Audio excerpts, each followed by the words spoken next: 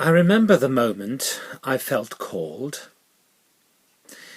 It wasn't only a call to ministry, it was a call to life itself. It was a moment of conversion. It was a moment of clarity and understanding, where the fog lifted, the scales were taken away from my eyes, and everything became clear and bright. Put it down to my age, perhaps. I was young and idealistic. I was a teenager, and I felt that I could change the world, or at least change the church, or at least change a little bit of the church. You are called to communicate Christ's love to the world. That's what the poster said outside the beautiful Oratory Church in Birmingham. You are called to communicate Christ's love to the world. What did that mean?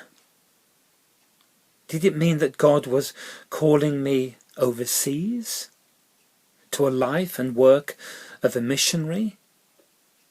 Was God calling me to become a Catholic priest, perhaps?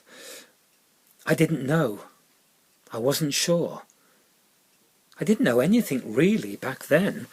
I was only 17, still very much a child, with all the background and the baggage and the questions and the confusion and the uncertainty of any 17-year-old, perhaps. In some ways, not much has changed, really. Not only confused and uncertain, but a little bit like Moses, perhaps, if you remember, before he responded to God. He pleaded with God. "Oh Lord, I'm not very good with words. I never have been, and I'm not now. Even though you have spoken to me, I get tongue-tied and my words get tangled. Slow of speech and slow of tongue." That's how he described himself. And that was me, with my stammer and my introverted personality and shy nature. But in that moment, something shifted. Something altered deep inside me. It wasn't that I was any different than before, or that I suddenly acquired new skills in speaking. Nothing much changed, at least not on the outside. The shift was deep within, because I knew deep inside that God actually loved me.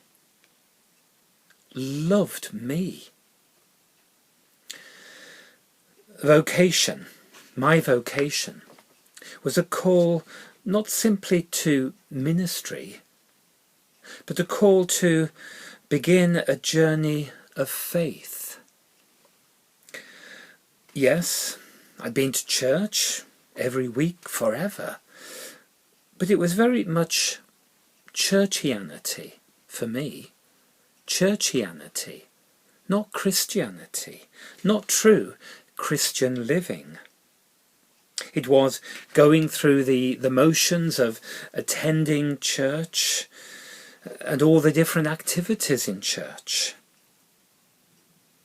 But now I knew something of the deepness of God. Paul Tillich said, "Religion is the state of being grasped by an ultimate concern, a concern which qualifies all other concerns as preliminary, and which itself contains the answer to the question of the meaning of life. That's what I felt in those moments, but I could never have expressed it as eloquently as that. The poet Gerard Manley Hopkins, in his poem God's Grandeur, wrote about the dearest freshness deep down, reminding us that permeating the world is a deep freshness that points to the continuing, renewing power of God's creation. And yet God remains elusive, real and immanent and present, but also mysterious, transcendent, and sometimes just unknown to us. Words themselves cannot begin to express the true nature of God. For God is beyond language and explanation. I wrote a poem called The Search for Metaphor, which tries to express something of this. This love of God, what is it? It is a sudden shaft of sunlight breaking through the dull monotone of a cloud-filled sky. It is the slow drip-drip of rain falling from the ribs of an umbrella. It is a snowdrop, fragile,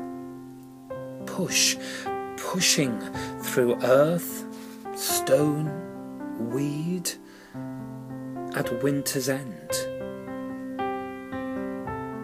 It is these things, and none. The search for metaphor, simile, image, brings us grinding to a cul-de-sac. For God remains hidden, elusive, unknown. There is a deepness beyond, which words, pictures cannot tame. And yet, what is there? What do we have but pictures, words, music?